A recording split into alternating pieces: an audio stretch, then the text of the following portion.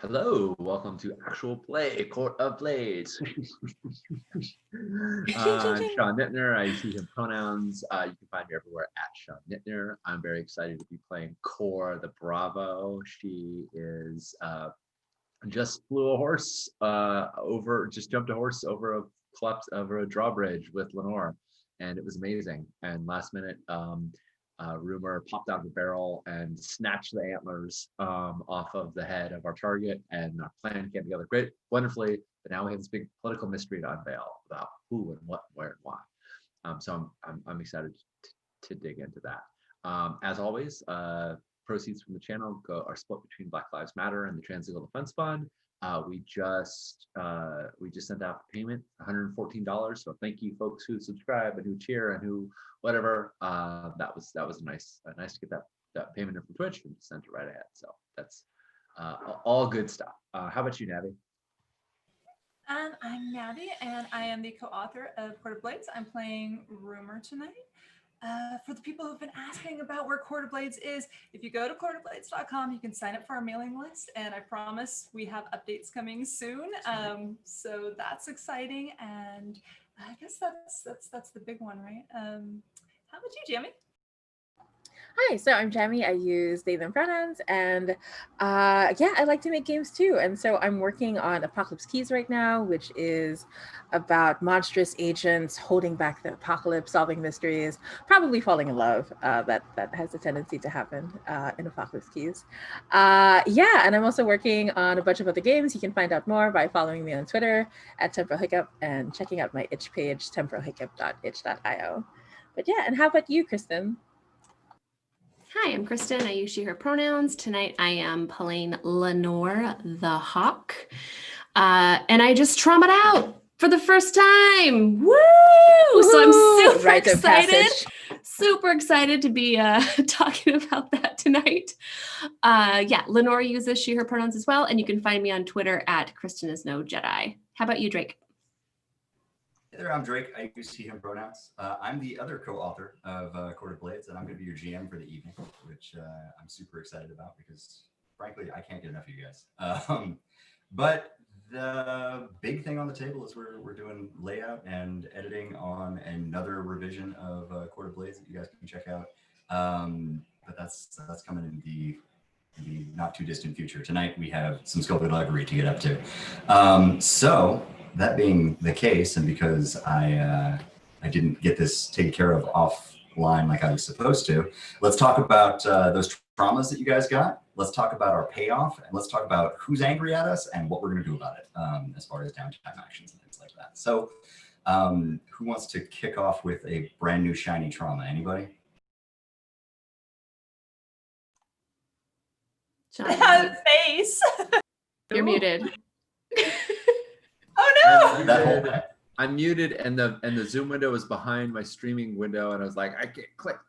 Oh no! Kristen, you were super excited about Lenore's trauma. Why don't you tell us a little bit about what your trauma means to you? Yeah. So I took Haunted.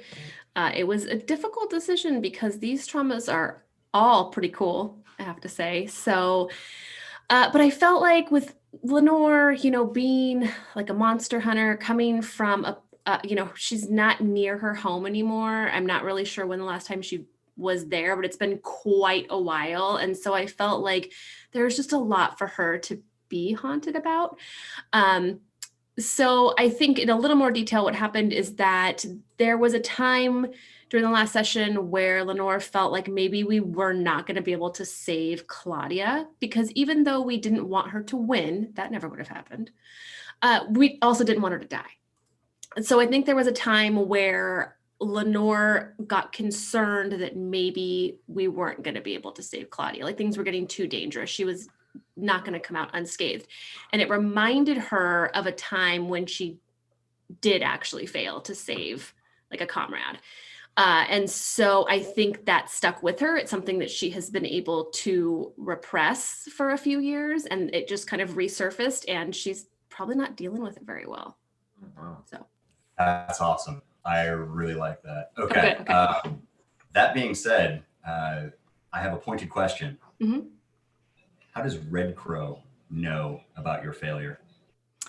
Oh, I think Red Crow and I, although we were not close friends, I think we were acquaintances, and maybe there wasn't as much tension at the time. And I think Red Crow knew Martina, which is the person I failed to save.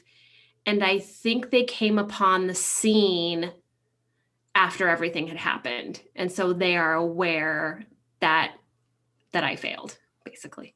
How long had Martina and Red Crow been in love? Oh, that's such a good question. I want to say a year because I feel like that's still that honeymoon phase. And so nothing was wrong yet. And so it's a very difficult memory for Red Crow as well. How lucky for Martina to, be able to flutter off without creating any kind of hard feelings in the background. Exactly. Awesome. Okay. I will make sure to add Martina to the dagger rack over there. Of course. Thank you for that. Mhm. And what about Core? What did Core end up taking for trauma? Yeah, I took Obsessed, and as folks who have watched the whole series may recall, when Core is an exchange student, she came from a wealthy, not I don't know if it's wealthy, but she came from a prolific family in Yangtze, and she was an advocate there. She had her license to practice law there, but it didn't transfer. And she came here in the service of House Battaglia, but her personal goal and her well, maybe not her personal goal, but her goal to her family, the thing that she told her family she should do is that she would get her advocate's license here as well, so she could practice in either location.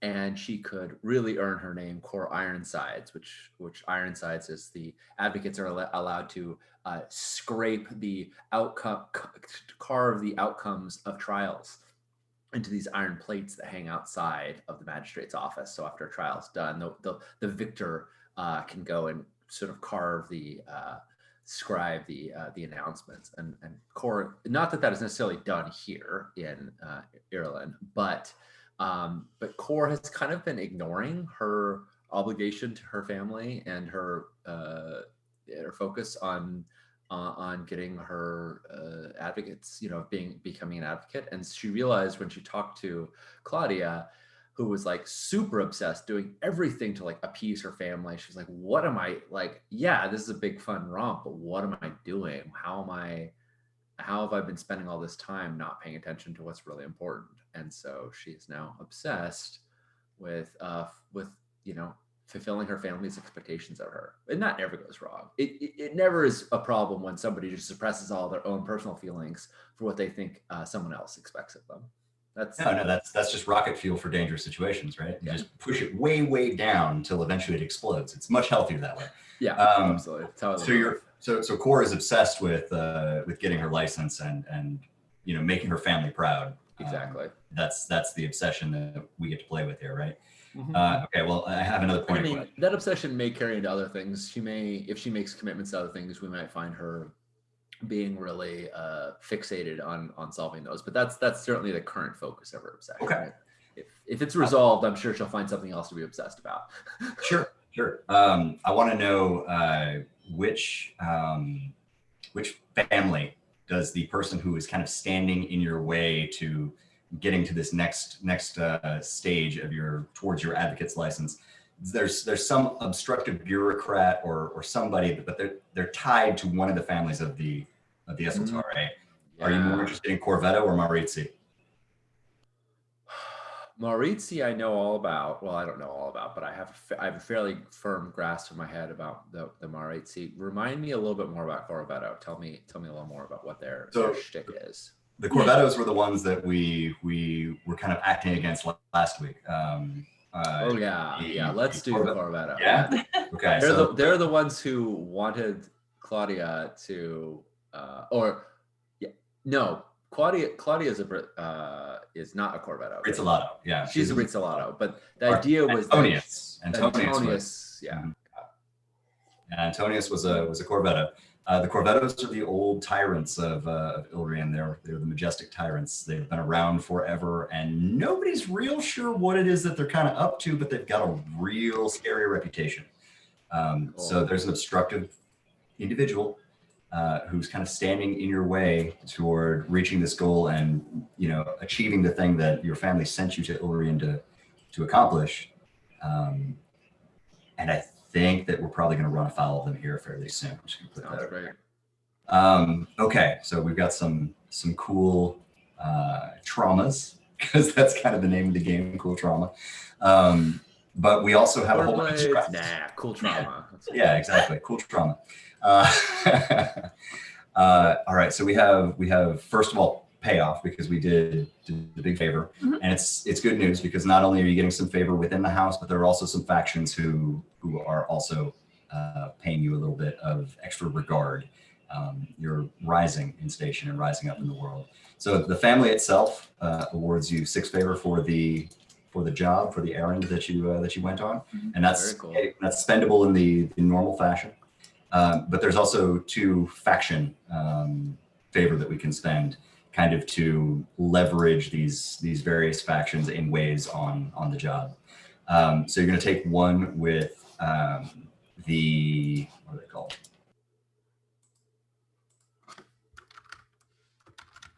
I'm gonna record this on our house sheet. The Brizzolatos, the outsiders, the outsider factions are going to be looking at you with a little bit more respect now, just because you kind of stepped up and saved the prince of the Ilrian underworld's daughter. So you're going to take a favor with them. You're also going to take a favor with the house's major, because a major civic holiday didn't turn into an absolute bloodbath. You guys could have fought, you know, the tar zombies to a standstill in the middle of the street, but instead you managed to keep the body count fairly low, which is really good. Yeah, what happened to those tar zombies? Like, we just sort of pieced out. Did they eventually return to? They did, yeah. Okay. There was a throwdown in one of the alleys, and our very own Malika came to grips with that knack and got him eaten by his own tar zombies, and the spell kind of flickered and faded away fairly quickly thereafter. Yeah. Good. Yeah. So what could have been an 8 exposure errand turned into a 4 exposure errand. Nice. Yes, if you can't leave behind the body or Yeah. I took something, just enough to prove he existed at one point. All right. Knucklebone. We'll see what that looks like here in a minute, I'm sure. Excellent. Any questions to clean up before we move on to downtime? Because you guys return, you got to rub it in Owen's face, Lenore. Yeah. And Malika, yeah. Just some bookkeeping. We have the favor from the Brizzolatos and the house's major that is in the notes doc. We also have 6 favor that we can spread amongst ourselves. Our house only has room for 1, so we should spread those amongst all of us. What do you say we each? We could each take 2. Can I do math correctly? And then we could take 2 out of the house. That would make it even. Do we have 4 players? Am I? We have 4 players. Yes. All right. Sorry. Sorry, I'm so unhelpful. I'm just nodding along. Yeah, so if we take Your 2 math out is of going to be better than mine. If we take 2, I'm just trying to think of the most equitable way to divide it. If we take 2 out of the house, and then that leaves 8, and then there's two for each of us. Okay, great. So everybody mark 2 favor, which is, it says coin on the sheet because it's not one of the things that are modifiable, but add 2 coin to your sheet. And if you don't have room for it, if you're going over 4, let me know, and then we'll hold it for you somewhere else. We'll put it in the house. You can still put it in your stash. This, because the win condition of this game is essentially filling up all of your acclaim with the house.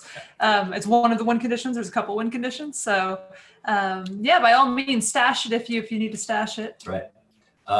And point of order, we got that extra favor with the overall subheading of the outsiders, the kind of underworld. Got it. The Brizzolatos are actually kind of miffed because they almost married into royalty, Right. They didn't. Sorry about that. Okay, fixed. Okay. You were. I see. We were both typing in the same field, and it. Got it. Okay. So, and then we also have a favor with the House's Minor from killing that monster. Yeah. Correct. Yeah. Okay. So we're going to take a -1 with the Brizzoletta crime family, just because we did get in the mix with that whole thing. We're also taking -1 with Corvetto because Corvetto was going to cement that marriage, and you guys torpedoed it, which means they don't get to advance their faction agenda when we turn the wheel of seasons next session. We weren't really sneaky there, were we? No. Have a plan. Oh yeah. That's Well, actually I don't know. You definitely did do the whole like I caught Antonio's Corvetto and haha I have it like with one hand grabbing his antlers and the other hand holding up your invitation. I thought that was quite brilliant. But Agreed. yes, I mean it made it all official and legit. I can also see why they would still be pissed off at us. Yeah, they're not terribly happy, but they have to like kind of still grit their teeth and smile. Oh yes, well won. I personally think, though we have lost faction with the House Brizzolato, that it is reasonable for us to consider Claudia our ally within the family, or at least our friendly contact within the family. Very much friendly. We did save her life, and we did. She's probably going to. She'd be willing to help you out if you needed a thing, and it wasn't going to make her, father furious. Good to know. Yeah. We can worry about that in a second. We need to do some downtime so that you guys have some stress to play with. Yeah, we got a doozy tonight. Does anybody want to start off with downtime as we kind of are establishing our first shot here in Ilrin for this week's episode? Where do we find our coterie about the town? I have some ideas, but I'm happy if someone else has. I have some ideas for a discussion with Antonio Corvetto, but and rumor. But if anyone else has one they want to open up with, I'm happy to hold on to it. I'll burn some stress real quick if nobody's itching to jump in there. I'll lead us off. I'm going back to the orphanage to burn off some stress. I think like this time we're gonna teach the kids how to like throw a proper sucker punch, like make sure they're not looking. I forgot, you're the worst influence. That's right. That's valuable life skills that she's imparting to these children. Exactly. Grace Valentina is gonna kick you out of here. Like, you can't do this kind of stuff with the orphans anymore. Not since the incident. Awesome. Okay, I'm gonna do it again, but this could be really bad. Not 6. Anything but 6. Okay, understand that while you're out there doing like your impromptu sucker punch training on like the mop handle mannequin that you put up, Sister Valentina is like we kind of have the shot of her like up in one of the windows overlooking like the yard, looking down at you with like disapproval on her face. We'll see how much disapproval. We're good. We're still in the game. Yeah, okay. There you go. Nice. Okay. Didn't overindulge. Nice. Still no Fagin like gang of young ragamuffin pickpockets, but Valentina didn't kick you out, so it's okay. Yeah. So since you just went, Navi, I'm gonna go on your coattails. So that's okay. When Rumor gets back, do we live together? Do we like? So we don't have apartments in the house in and of itself, but we definitely like this is a place where we can certainly be, right? Like this is a place where there's always the house is always open to you. You can absolutely hang around, but you don't have private apartments or anything like that. But my point is, I wouldn't necessarily be able to rummage through Rumor's stuff. I wouldn't necessarily be able to be caught by Rumor as I'm rummaging through her stuff. Oh, no, you totally could, because I imagine that Rumor probably, if we're not all bunking together, then she's definitely given everybody a key to her place in case like anybody, because she's sketchy, right? So she's always thinking, if you got to hide and you're in the neighborhood, you can dip into my place. Nice. No problem, guys. I was thinking, So I think like I was thinking like in the guard room that we saw that touching like wig removal scene in the Barbican, the postern, that kind of locker room area that you guys all kind of have stuff sort of set aside, right? Oh yeah, Like that's, that could that's work good too. too. Sure. Yeah. No, I dig it. I think that's fair because this would be like core covering more ground. I think as you return from the orphanage, doing your good deeds, teaching kids how to sucker punch one another, you see like your lockbox like open and like half the things they're careful. It's not like Cora's been like rummaging through them, but she's like carefully looking through all of your stuff, and it looks like she's been looking through other people's stuff, but not nearly as concerted as yours. Like the others are open, but they're not all open. Their stuff isn't all pulled out, and yours is like half out and placed nearby. And she's like looking through all your stuff as you approach. I think Rumor just kind of walks in and she just stands in the doorway for a while and watches to see where it's going.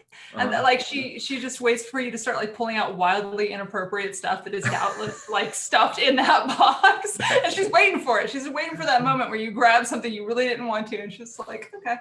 Yeah. I think there's definitely it's clear that Cora's looking for something specific, and so yeah, she like unwraps something. She's like, "What the hell is that? It's moving! Oh no, not what I wanted. Not what I wanted. Put it back. Put it slimy. Moving. So what you looking for? I'm looking for those damn antlers." And then like she doesn't realize that it's you asking until she's already said it. She doesn't realize it's Rumor asking. She's like, oh, hi Rumor. Sorry, you were out. So I just and she's got like your stuff all over. So she's like, so I just was looking around. I didn't want to bother you. Do you have those antlers? So I think that like there's no way that Rumor isn't standing in the doorway holding like this gorgeous elaborate wig with antlers sticking out of it. Like, so she's just standing there like, as a matter of fact. Did you make Cora a satyr wig? I made her a satyr wig. Oh my god. Oh my god. This is my satyr wig. Oh my god. Core drops. No, she doesn't drop. She doesn't drop because she's scared of it, because she's afraid it might grow or split mitosis and split into two. She carefully puts down the thing and then runs over and kisses you. She's like, and she like kisses you like all over. It's like, mama. It's like on your lips, on your cheeks, on your face. It's like all over. She's just so happy that you have returned and that you have done and you have this thing. It's affectionate, but it's not romantic. It's just like very excited. And she's like, is this for me? Sorry, I went through all your stuff. I know, like at that point, Rumor's like, no, and she puts it on her head, just like flops it. Oh my god, that's so good. That's so good. She's just it's like Looney Tunes. Like Cora goes from like ding, like super elated to like just totally crestfallen. She's like, oh. And then she kind of like appraises Rumor for a second. She's like, so are you gonna go through with it? Are you gonna marry that fool? God, no, but leverage is good. And I think as she says it, she's like taking the wig off and she's putting it on Cora's head because like she can't keep this facade up. Cora's like melts almost when you put it on. She's just she loves physical affection and attention. So you touching her head is great. But two, it's like she's got this thing. She's like, okay, I owe you whatever you need, but I'm gonna go give this back to the Corvetto family. I'm going to go try and use this as leverage on the Corvetto family to get something out of them. But you got to tell me what do I owe you? What do you want? You name the price, and I'm good for it. I think that all I want out of this is for us to use leverage against them. What are you gonna do? Well, my paperwork ever since I got here has been held up by them, by some magistrate within the Corvetto family that isn't letting me advance to my next trial. And without completing all 7 trials, you can't become a licensed magistrate in Ireland. And I'm currently on my 4th, right in the middle. and I just can't even book it. I can't even get it scheduled. I can't even get it on the books. And I know it's because Corvetto has been stopping me. And it's time that I make that right. Time that I convince them to remove that little blockade. And I am absolutely going with you. This is, I need to see this. And also, there's no way that I'm going to give up the chance to like have a prince kiss my feet. So we're going. Oh yeah, that sounds great. So Sean, I think what I want to do is a long-term project, which is basically like convince the Corvetto family to, or work towards my license, whether that this is like a few ticks of that or it's the whole clock. But yeah, I want them to get out of the way. And I think saying we won't force you to marry us is really good leverage on that.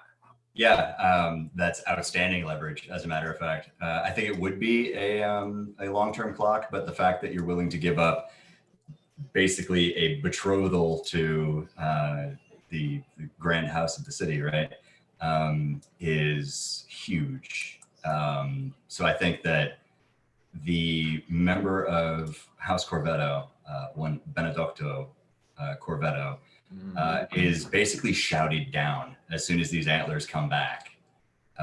So if you're willing to surrender that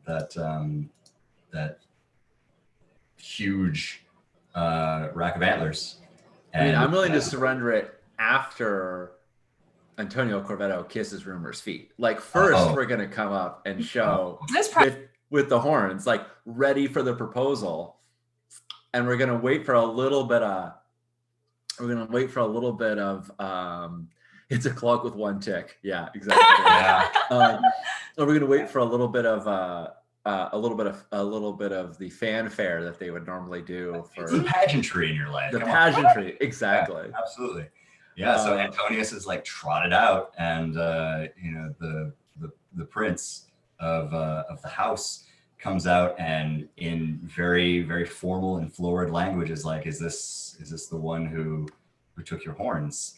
And Antonius, archly responds, yes. He says, go to her. And Antonius looks at his father and looks at is it Cor holding the horns? Well, so that's it. So either, and Navi, you tell me what you like better. Either Rumor is there, super dolled up, wearing the wig and the horns because you caught him, and I am whispering to the father, like, if you want a way out of this, I can offer you an alternative, or the other way around. What do you prefer? I'm very happy for Cor to just be standing there looking beautiful in the horns while you grease wheels, or what do you think sounds better? I think that maybe, Rumor will wear the wig and be ridiculous. I think she's actually trying to like affect her best like Cor impersonation. Oh like she's trying to be larger than life, and like she's really like making grandiose gestures and whatnot. And like she's got the wig and she's preening, and like she's just trying her hardest to be Cor right now. Nice. Well, and Cor, of course, did everything she could to help prepare her, right? Like she made sure the wig fits you perfectly. She picks just the right dress that has just sort of the perfect amount of décolletage, and every little detail, because this was the, oh hey, spammers, yay, our channel is big enough that we've got a spammer. Yeah, Yay. Good. It's the big leagues, guys. Yeah, exactly. Wow. And yeah, absolutely. So I think while Antonio is sort of trotted out, then Cor is like off on the sides, being like, I have another alternative for you. We could definitely acknowledge that this was just all done in good fun, if and that we're clearly the house Battaglia and Corvetto are clearly bosom buddies, which we're not. But I'm just like saying, if a little bit of paperwork could get out of the way, and so that's what she offers, basically, his out. Yeah. Okay. So I think when Antonio comes out and is like faced with all of this, we get this shot. And Antonio, I don't know if we ever described Antonio. Antonio's maybe 19, dark of hair, very, very, kind of tall and gangly. Still not quite grown into himself. Very kind of not timid, but maybe fawn-like, right? Just sort of. Oh yeah, there's no way we could let rumor we could let you marry him anyway. I mean, he would be like, but like he's all Adam's apple in this scene as he's coming up, and he's like, I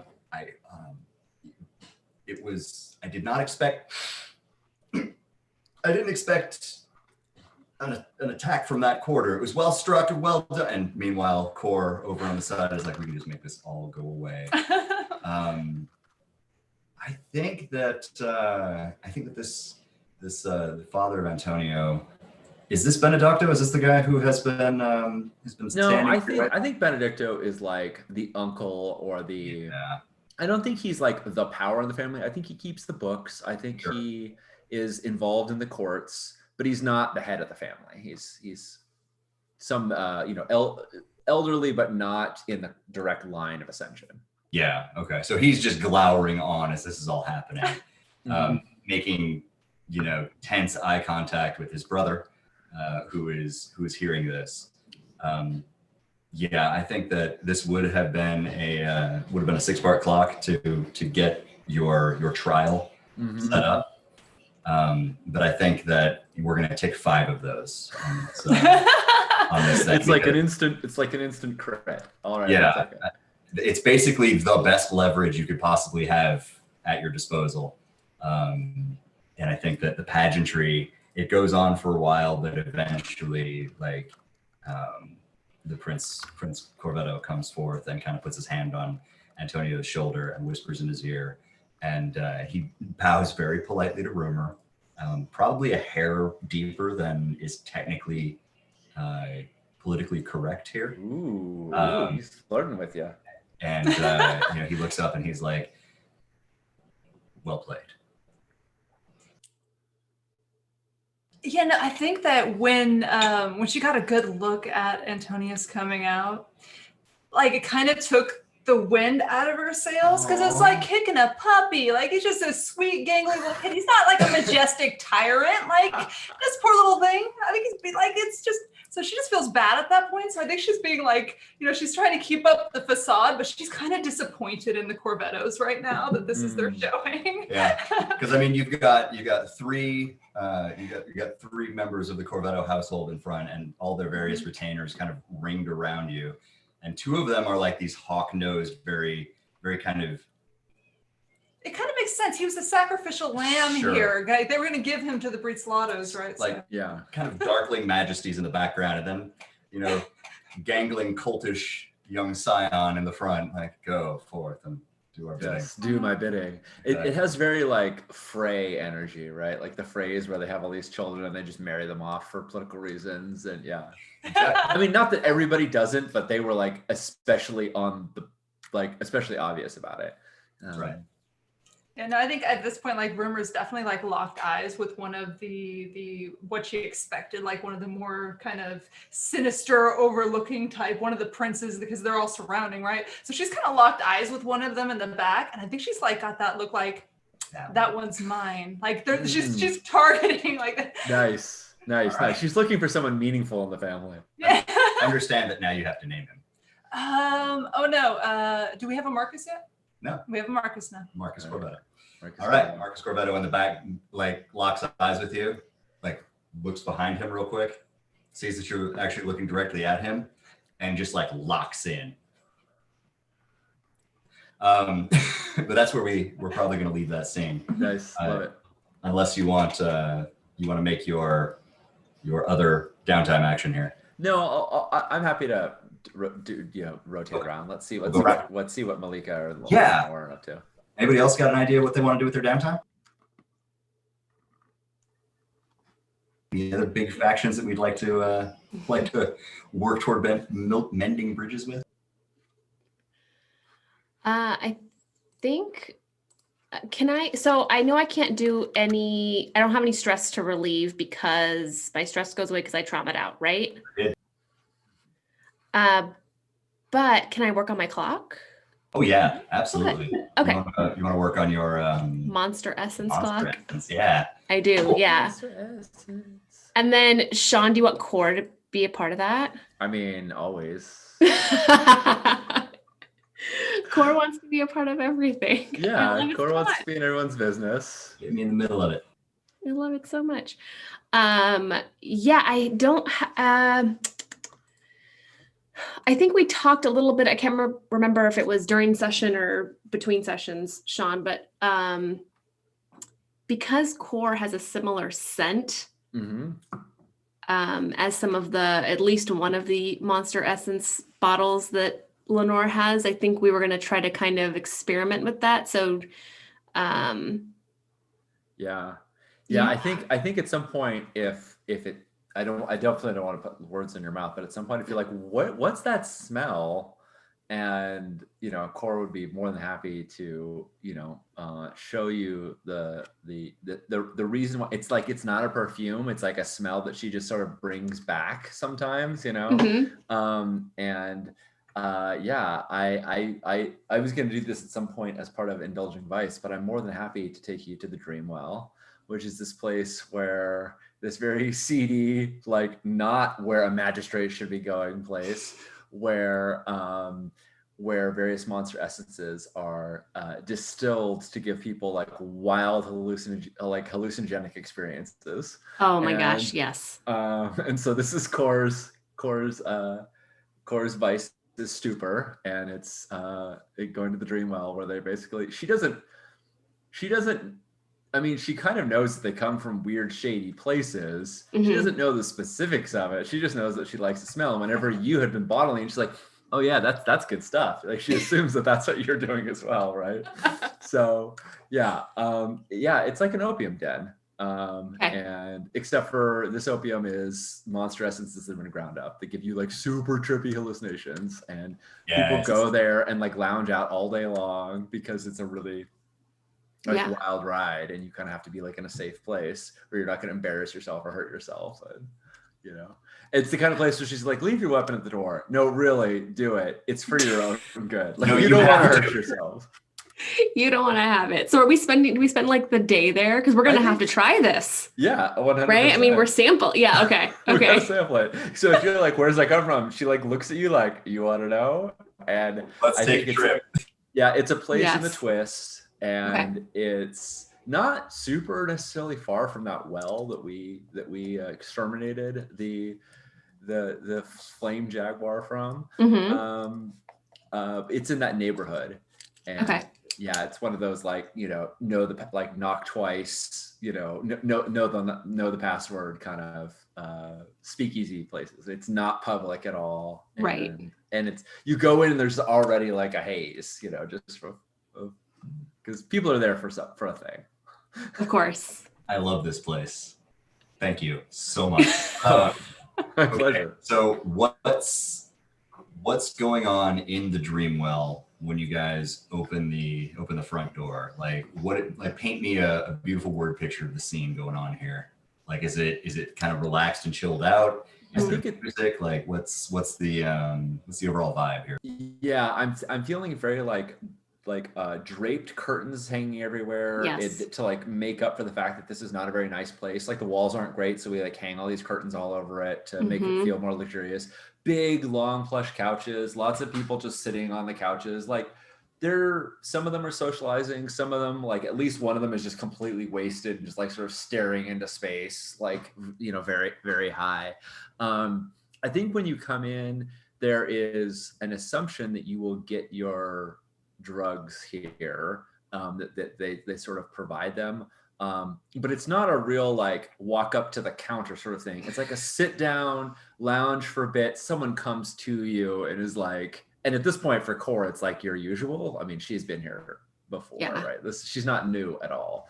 Do you think she has a special place? Like, maybe there's almost like a VIP type Oh my goodness. area, Oh my goodness. because Core goes there so much. She's probably talked her way into like this somewhat nicer area. Yeah, let's go for it. I'm seeing almost like alcoves, kind of Yeah. like the back kind of draped off, and they look like they just sort of blend into the drapes in the back wall. but they're Right, right. There's like a wall of drapes that seem like, oh, that's the wall, but no, if you know that if you peel those back, they kind of go into little like the more people who private. stay here entirely too long probably go. Yeah, Yeah. exactly. That, People who are just here for a quick trip are in the front on the couches and the divans and on the cushions and things. But if you're Yeah. eager a while, we've got the luxury experience back here. this is basically like literally every single Burning Man area that I've gone to where people are getting high. Like it's like this is my experience of going to Burning Man. Is you covered all of like drapes, so it's really nice and pretty, and then everyone's just getting fucking wasted. And Yeah. there's so yeah, and I think absolutely, someone comes to sort of take your order. They sort of sample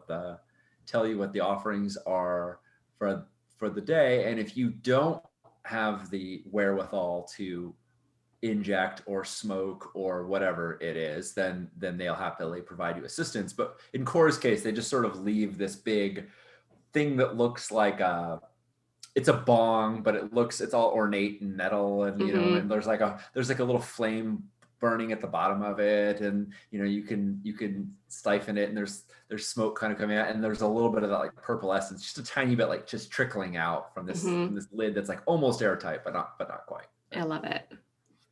So, all right. So, what does this experience look like? Is this a thing that we're studying the effects, like maybe a little firsthand here? Is this just very academic as we watch Core get lit, or like how do we think? What in the fiction is? How baked are you getting? Yeah. What is Lenore's avenue of approach toward learning more about Monster Essence here? I think Lenore takes some notes on like what she saw when she first came in. I think that a couple of the other areas have something similar, although maybe not as nice as what Cora is using, but with a little bit different colored smoke, like some have orange so I think she takes some notes. And then I think Lenore, I think she has enough experience that she knows that once they get stoned, she's not going to be taking notes anymore. So I think she like packs everything away. Like she's done that, not this exact thing before, but she's had benders. So I think she like puts everything away safely and then is like, okay, now we're just going to go through the experience and there's just no more note taking now. All right. I feel like in the fiction, this feels like almost like a consort role. You're going to be hanging out. Yeah. You're going to be absorbing the culture, and you're going to be learning firsthand. We learn by doing here. Yeah. I have an argument for why you could make it a tinker roll if you'd like to use it, which is that I think that these devices are kind of intricate, and like Cora always gets hers like pre-set up and served. Like when she arrives, they're like, here you go, we've prepared the concoction for you. But there's like a little bit of like steam valve, like how much pressure you want and how hot you heat it and like it's sort of like where they'll like pour the essence in for you like while you're watching, but like you could do it yourself. So if you wanted to sort of tinker with the apparatus itself before we got wasted, like that, just an idea to throw out if you want. It kind of fits the narrative with what I was saying about her taking notes already and kind of studying things. So I think that narratively fits that. Yeah, it's just like because I don't think Lenore has used this exact device before. And so I think it's new to her. So Drake, what do you think? Is tinker okay? Is that makes absolutely perfect sense? Okay. Learn a lot by the setup here, right? Yeah, and I'm happy to assist you. I'm going to spend a stress and assist you because are we racing to the next trauma? Racing trauma.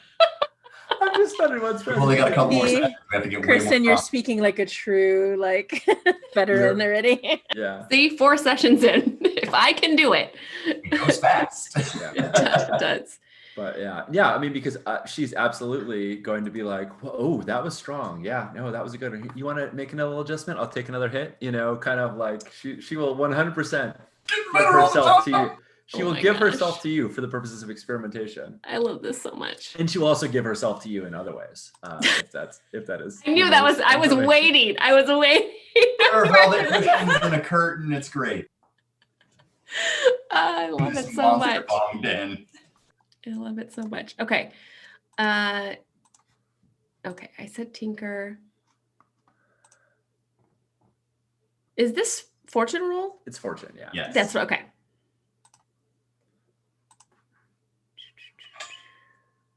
So do I do 0 effect on a fortune roll? You could just say standard. It doesn't. Okay, it doesn't matter. Okay. Okay. Fortune rolls don't actually track effect in the way that action rolls do, but the Cool. die roller doesn't know that. So Okay.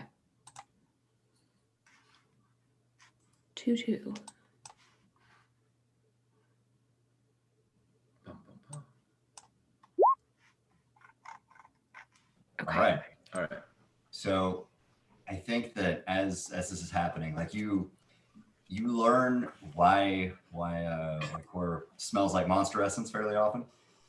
You learn a cool bit of kind of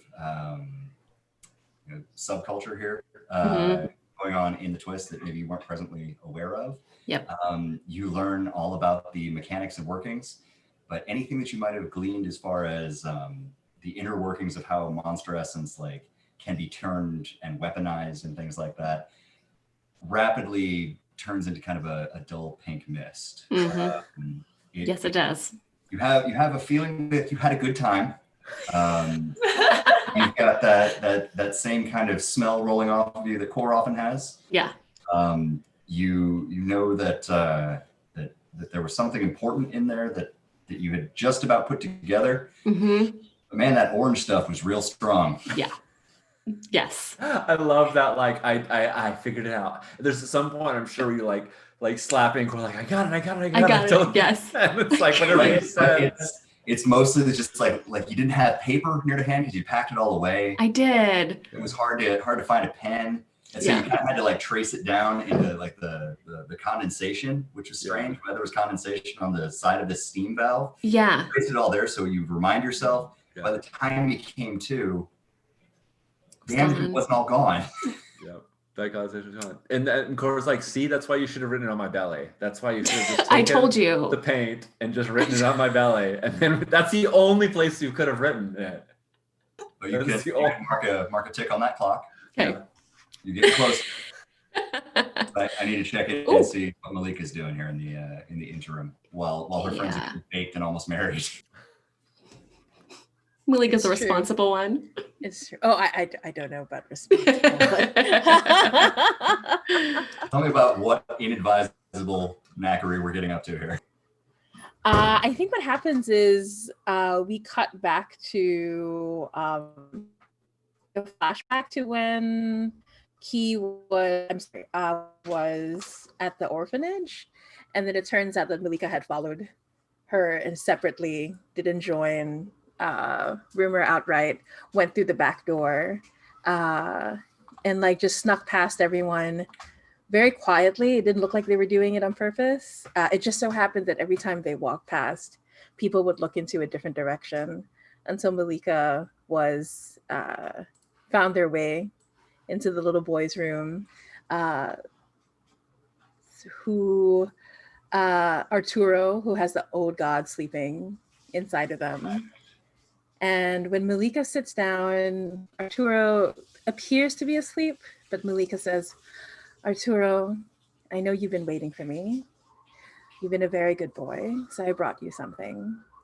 And I take out like a little jar that has some of the tar zombie bits in it, like there are bits of teeth and there's like an eyeball that keeps shaking within it. And I say, I brought you a little toy just for you. Oh man. Oh, I And love so- that. So I'm going to indulge in my vice Heck yes.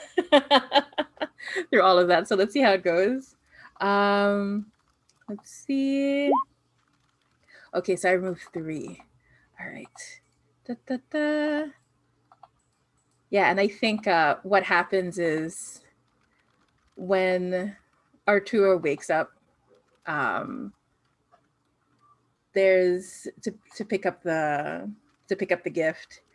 Malika looks towards the side and says, "So have you been drawing the dreams?"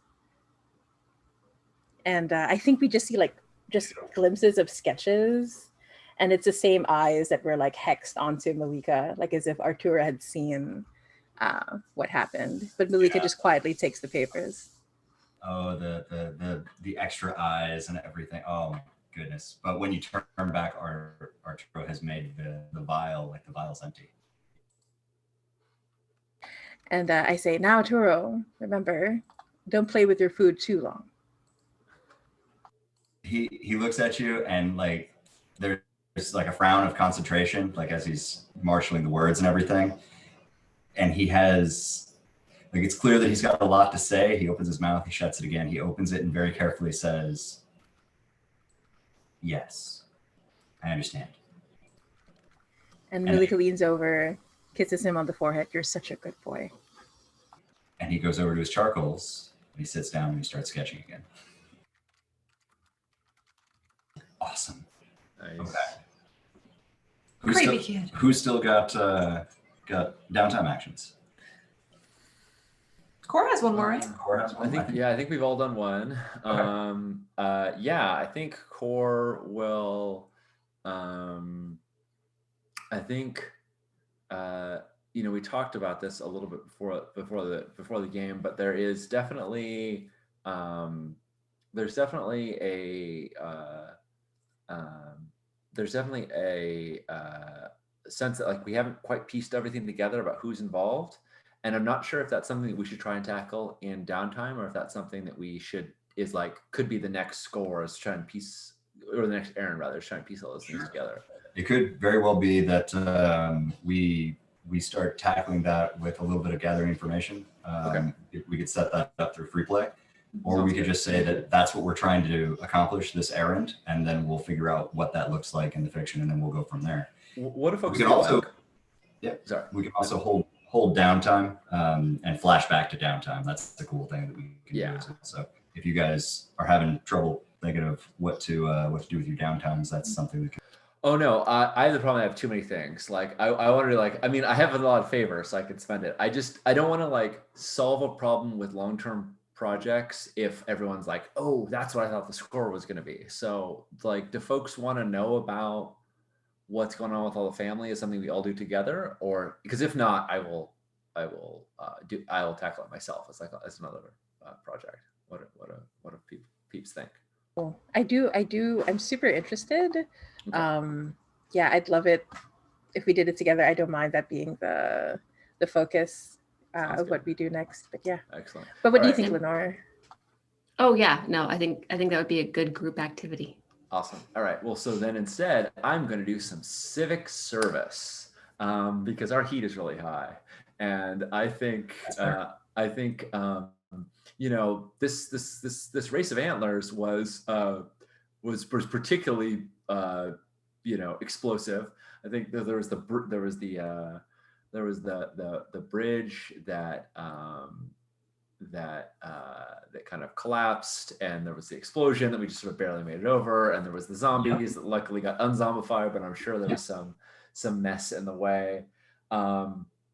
Trying to think of what action this would look like. This is Core going out on behalf of Hospitalia, which is why it's reducing heat, to try and amend, to try and basically lend the house. Okay, I know what it is. Our strengths are transport and military service, and I think that Cora is going to act on behalf of the house. Is that right? Do I have it right that that's our strengths? Force and transport. Yeah, I think Cora's going to act on the house to try and clean up some of the mess. So it's going to be some physical work of wrangling horses, sending ships, doing. I think Cora is on top of a boat that's a salvage boat, and she's like, all right, let's haul all the broken timbers and stuff, and we'll get them out of here. And she's using the house's kind of transportation network to try and clean up the damage in the city. Makes sense. Yeah, leveraging some logistics here to Yeah. try and mess up some of this mess. Yeah, exactly. So I think that totally makes sense. I think what she's doing is maneuver, but I could also see it be command if she's organizing the people to do it. The physical I think- act is maneuvering, the direction is more command. So I'm willing to give you one of two options. You can command, and it's not going to cost you anything. It's not going to cost any further repercussions. Mhm. But I think it's going to cost you a favor. But if you're maneuvering, if you're pitching in, doing the work and everything, I think that that's doable as well. Yeah, that's what I'm kind of more excited about anyway. Is like Core isn't at the state where she is like has her retinue. I mean, we do have a group actually. Peacocks. We have the peacocks, but like this is definitely not the peacocks. Yeah, send in the courtiers to go do a longshoreman's job. Yeah, exactly. I'm sure they'll be very happy. Very about well it. dressed. Yeah. Oh, impeccably dressed. But here, okay, and here's what I want. I want Blair, the like my giant himbo boyfriend. That's not my boyfriend, but you know, he doesn't need to know that. I want Blair, who is, it's fine. He can be my boyfriend sometimes, but like, he just doesn't get to be possessive.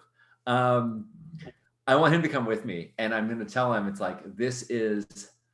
I know that you're above this, but this is a show of goodwill to the city, and it'll be good for everyone to see you do this. Plus, the dude is like built like a brick house, like he's giant and built huge. like a lighthouse, yeah. Yes, and so I want him to come with me and be hauling stuff. We'll be grabbing opposite ends of broken timbers and things. Yeah, so he comes dressed as you would expect an Ilrian noble to be dressed, and like a frock coat and like brass buttons and you know these delicate shoes and everything. But he ends up kicking them off, and he doffs his frock coat and he like hangs it up on a spar, and he rolls up his shirt sleeves, and we kind of see the glistening under the Ilrian sun as you guys pitch in together. Yes, awesome. Let's see how it works for you. All right, let's do it. Roll my maneuver. I'm going to add 1 because I have one of my contacts.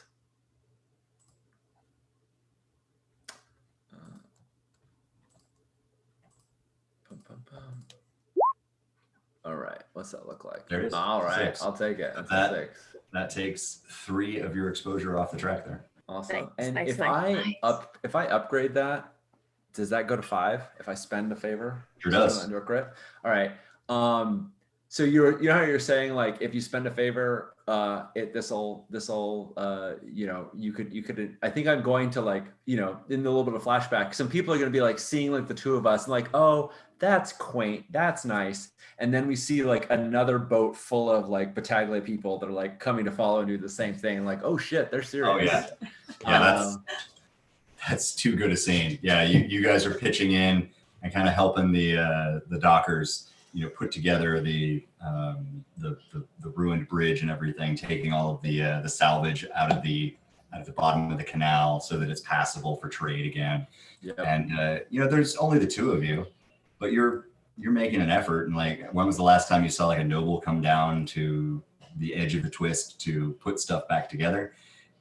And then a, you know, big Battaglia barge comes through with like 50 men-at-arms who have stripped down to the shirt sleeves as well. So you got just a flotilla of himbos pitching in. Yes, that's all I ever wanted was a flotilla of himbos. Just yeah.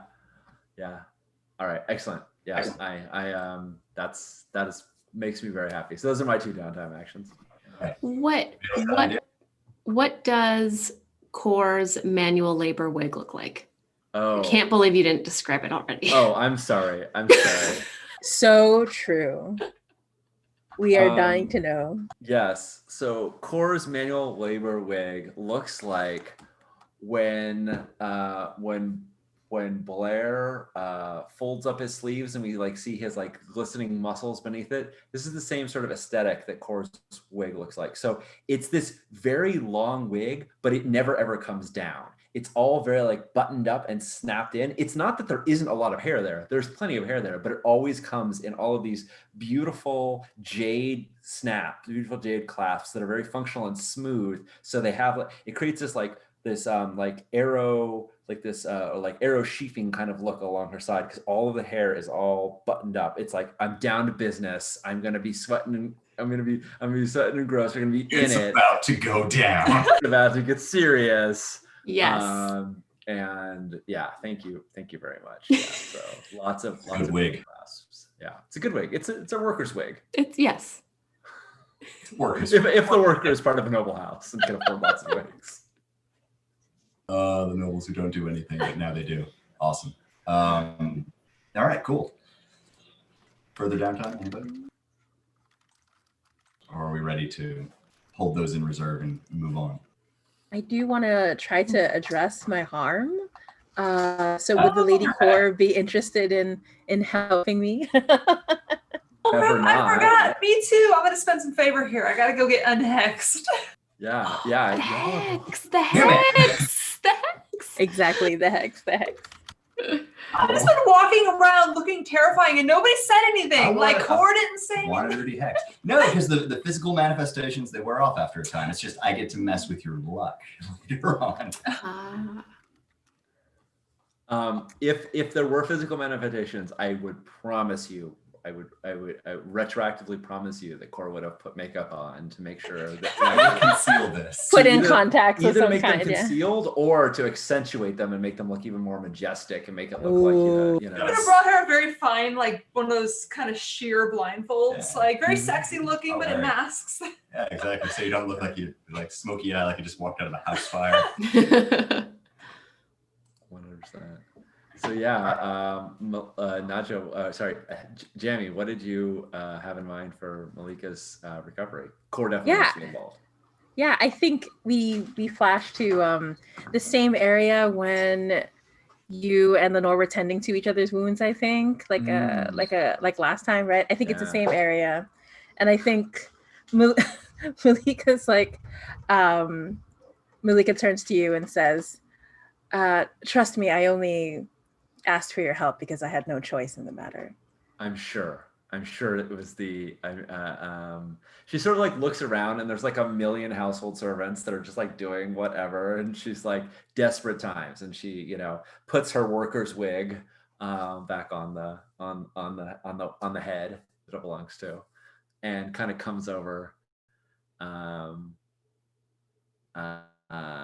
And then she's like, what are your wounds? What is it? What do your wounds look like?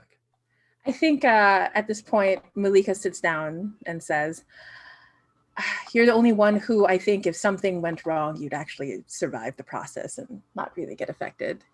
They say as they pull back from their robes, and you can see like the eyes, the drawn eyes, but they're all opening up in some places.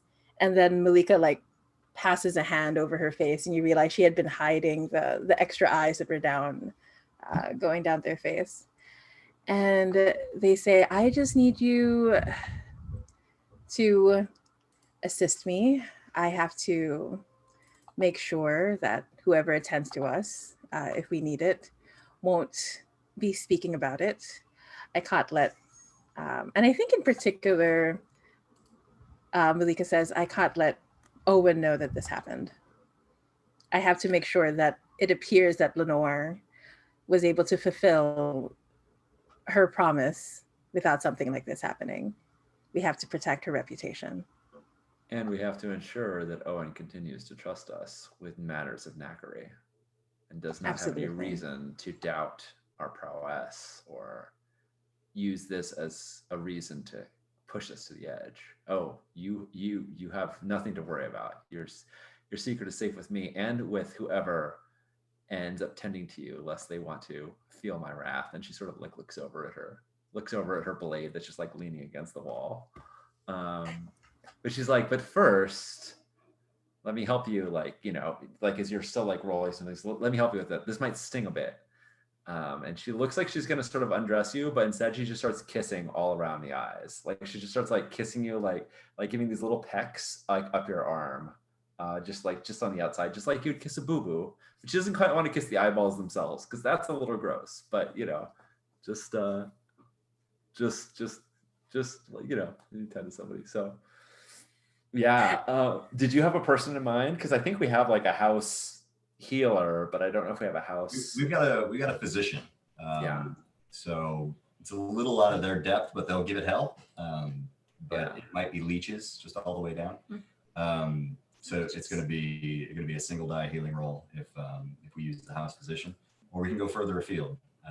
We can. Yeah, I'm super happy to go and like reach out to like bring one of your, you know, bring someone you know that might be more. Yeah, that makes sense. Ooh, I do have Clemenza, an arcane healer. I kind of like the idea, like, what if it's the leeches, but they pull out the eyeballs, right? Like, Ooh, yeah. is everyone okay with that? Sorry, I want to check in. Sorry, I immediately go to body horror. God, It's a babe. thing. It's fine by me. Okay, so I think I'd like to tap Clemenza, and if I need to pay favor in order to get like specialized leeches that know how to pull out hexes. So I don't know that it's going to be a favor, at least not one that the family can, cash in the marker, right? I think this might be a favor from you, but they're going to hold on to it. Yeah, absolutely. I think so. And I think have your eyeball I'm- leeches. and I'm gonna say that Clemenza is a huge fan of the Lady Core. And that's part of the reason why, because like Lady Core has a reputation, but I knew if Lady Core was here that Clemenza would actually take the secret seriously and not say anything. Core thinks she's here to threaten, but she's here to Got be it. part of the bargain. Nice. Yeah, she looks very tough and like ready to do something. But it turns out that all of that like tough looking is just preening. She's just, she's Yeah, just yeah. she's just peacocking for peacocking for Clemenza. I love it. So what does it look like? What's the fortune roll? Should we just add a die because she's working with a contact, or do we Yes. actually have a different pool? Okay. So it's going to add the die because you've got like this case of these kind of fat, kind of striped leech-looking critters, but they're of a right size to pull these things straight out of your arm. I think that the physician of the house is a little wary, but you can make your point, and they'll go through with the bleeding. But those little leeches are going to hone in directly on these opening eyeballs all over, and it's going to be a scene of grisly horror. But yes, it'll be a 2 dice fortune roll to see how it goes. Huzzah. And I think, oh, sorry, go ahead. Oh, I was just gonna say that Malika like is putting on a brave face, but without looking at Core, she's reaching out for Core's hand. Oh, nice. Aww, Aw, I love that. I love it. I think the camera like sees Core standing there looking like cross-armed, all like tough because she thinks that's what she needs to do. And then we sort of see your fingers kind of like inch out ever so slightly, and you're not looking. And then like the camera just like cuts and like just sees like Core's fingers just barely interlaced with yours. Just sort of be there if you can squeeze on. You can squeeze onto them. Absolutely. Still my So I will roll. Let's see how it goes. Okay, highest is a 3, unfortunately. It's not good. It's ruinously painful. It is one of those feelings that just leaves it like it feels like it got microwaved. It's super hot, feverish on the outside, and just cold to your center core. But I mean, if you're willing to undergo further agony, we can continue to spend favor here to either boost that up as far as success goes, or we can try it again, whichever you think is the best way to proceed. Yeah, I think I'll spend favor, and I'll say it as I'll grit my teeth and I'll say, Clemenza, I know that you're holding out on me. I can take it. Yes. And I think what happens is like there's a particularly like, I won't go into detail, but something goes into my ear, basically. Oh, I just watched Star Trek again recently. Brain slugs. Yes. Oh goodness! Wow. No details, All just right. adding it to make it. So everyone knows, like that's my level. Like that is where I want to go, but not further. But no further. Okay, thank you for letting me know. Yeah. So do you want to roll again, Jemmy? Oh, no, you might as well, because that if you up it, you're gonna get 2 ticks, and if you roll again, the worst you could get would be another tick. Oh, that's true. Okay, so I'll roll Go ahead and again. roll the Good dice. Good point. You are so good at the math, yeah. So I'm gonna roll Pretty again. good. Highest is a 5. Okay, so we're at 3 ticks. You pay one more favor and be clear. Yeah, sure. I think that overall, it's an agonizing, Yeah. little bit of medicine that we undergo here real quick. That's why Rumor's hiding That's why right Rumor now. is hiding in the closet. Yeah. somewhere. Yeah, Jamie, let me spend that second favor because Cora's going to spend it make sure that's going to be the way we like make sure the physician kind of not only like does all the work needed, but also is going to be quiet about it and you Cool, can cool, really- cool. So if it's okay with you, I'm going to spend. Yeah, absolutely. That makes sense. That works. Like it's gonna be super hard to be quiet about it though, because I think Rumor is not the leeches. Like everybody in the entire it's nowhere near as like voluntary or sweet. I think what everybody sees is just the brief snapshot of like Locke dragging. She's playing dead, laying across the floor, and Locke's dragging her by the foot down the hallway Oh, towards no. the No, physical. I don't need treatment. I'm dead. I'm actually dead right now. I'm fine. So you're undergoing the Oh, therapy yeah, as well? it's because I mean he got rid of it, right? So, Yeah, but I mean, eventually. again, but I think it has to be against her will. There's no way that she would voluntarily do it. So like that's how everybody knows now that there's leeches involved because she's screaming. Right. Not the leech. Oh my god, I hate. I'm this just gonna treatment. roll really quickly so we Go can ahead. go to other people. Go ahead. Sounds good. Oh, I hate the leeches. Not the ear leech. Not the brain leeches. I had to point out that you brought up the leashes first. I sure did. Yeah, I did. 2. I just made them eat eyeballs. That's it. Yeah, right. They eat eyeballs. Perfect. I did. It's been so much. It's okay. I got lots to spend. Well, there's 3. That was 2, and I'm gonna spend 1 to get rid of it. So Okay. that was 3. Cool. All right. Done. Beautiful. Hexes are cleared. Eventually, Nice. the hex is removed by Leech, and the Physiker like goes and like has to go have a little bit of a lay down. Oh, from a cigarette. Right. We're just gonna Like- hang out and cry together. It's like I have Poor seen- Physiker. I have seen many things since I became a surgeon, and that was awful. At least we're upholding our reputation of arcane. I'm just gonna point that out. Yes, certainly. Absolutely. Accurate. Absolutely. I think I'm Okay. going to spend one more favor myself to count all of this process as a spirit study, as a spirit training. Okay. We don't need to narrate cool. anymore. No, but no, I think, you're- like, you're- this is like you- just Ooh, underway what a your good own thing with idea. recovery. Yeah. Yeah. For sure. just going to mark XP in spirit. Smart. All right. Kristen, I think you have one left for Lenore. We mentioned maybe flashing back. I don't have anything right now, and I don't want to hold anything up. So can I hold that for a flashback? Certainly, yeah. Cool. That can be like later on Awesome. if we need to acquire something in particular, or if we need to have, gone and done a thing, started a long-term project, completed a long-term project, any of that stuff, you can flash back to already having done that. Awesome.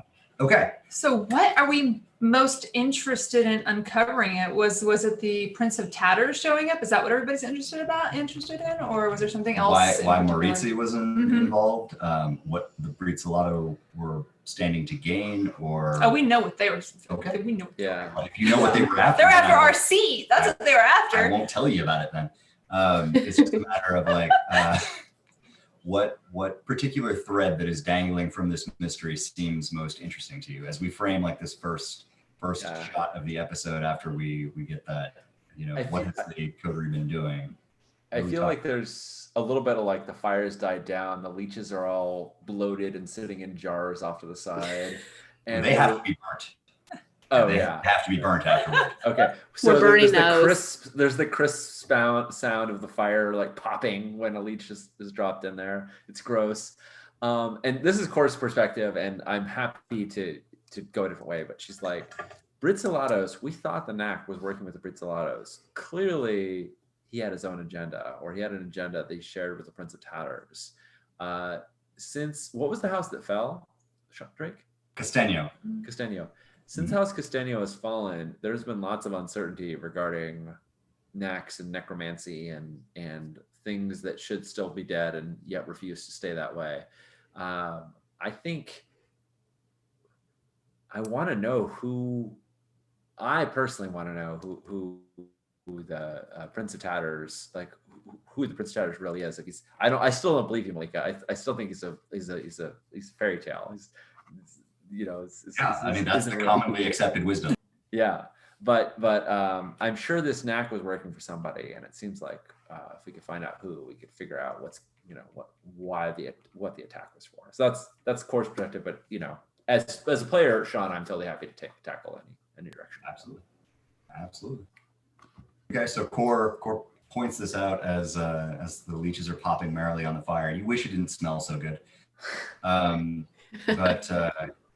but as that's pointed out, like, what is everybody else, aside from recuperating, what are we doing here? Like, are we all just like sharing a moment where we're kind of collecting ourselves and like, okay, but we need to know what's next?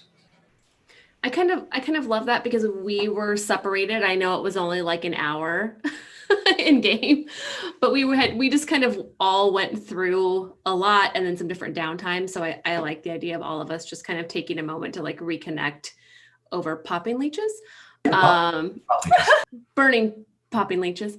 And I think Lenore would agree with Core, partly because she wants to prove that Malika wouldn't lie.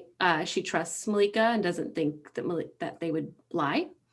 And also, Lenore sometimes gets a little bored with this house stuff. Not Kristen the player. Lenore sometimes gets a little bored with that. And so going after this Prince of Tatters person sounds very exciting. This could be another worthy foe. So Lenore is all there. Yeah. Okay. So with that being said, we know that the Prince of Tatters kept that Garrett in the twist. What's left of it? Not a whole lot, as I recall. The throwdown on the upper floor between Moon and the Prince of Tatters, and then the mojo that was thrown around afterward, left it in something of a state. But I think who's the family or who's the power that would hold those lands? Like who controls the twist? The twist is currently under the control of the Corvetto family. Oh, our friends. Your friends now. Lowest those. Yeah. So they hold the twist. We could have a look around there and see if there's anything that leads in that direction. We could talk to the Corvetto and see if they know anything untoward. We could reach out into some magical circles and see if what new stuff is going on in there. It's all just a matter of how we think that we could best get a handle on the Prince of Tatters. Mm-hmm. We can actually take our 5 here while we kind of give that a thought. And then yeah. Oh, good idea. Okay. Yeah, excellent. Good call. All right, friends, we'll be back in a few minutes, and assuming I can click the right button, and we'll start our errand then. See you all soon.